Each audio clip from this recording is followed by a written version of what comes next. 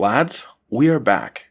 I haven't seen the mainstream make anything like this in a long time. I'm not just talking about Marvel Comics, I'm talking about Hollywood too. The art was killer, it was gritty, and not very politically correct. As a kid, my favorite books were military ones. My favorite ones were definitely GI Soldiers, Sergeant Rock was number 2, and Sergeant Fury number 3. This book is about Sergeant Fury, but also the Punisher, Frank Castle. It isn't taking place in World War II like a lot of the Nick Fury books, it's taking place during the Vietnam War. It's 1971.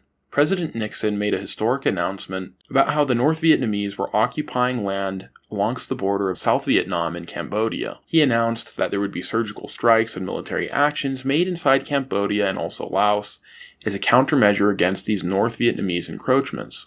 Nick Fury was sent on some sort of mission just west of the Cambodian border, but the chopper crashed from what appeared to be an engine failure.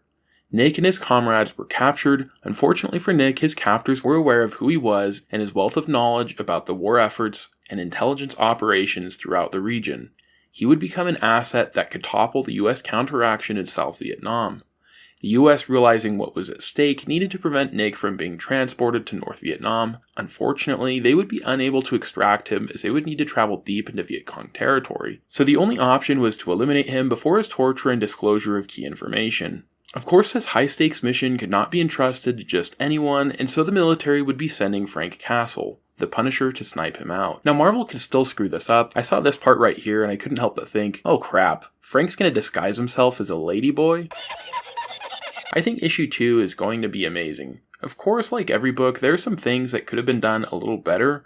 I think the first page was a little too dramatic. When I hear food and drink have lost their taste, and no woman's touch inflames me, my crumbling body mocks my reckless mind. I can't help but think this guy is undead or magically cursed. Food turned to ash in our mouths, and all the pleasurable company in the world could not slake our lust.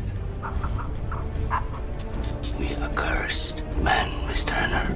I would have said something a little more like, my body is a withered shell of what it once was. If you look past the wrinkles, you will see the marks of blades and bullets. You may call these scars, but to me they are stories. I would have also had Le Trong Giap show a scar, perhaps unbuttoning his shirt to reveal a gash on his stomach or his chest. I think that would have been a little more visually entertaining than just showing an old man sitting in a chair.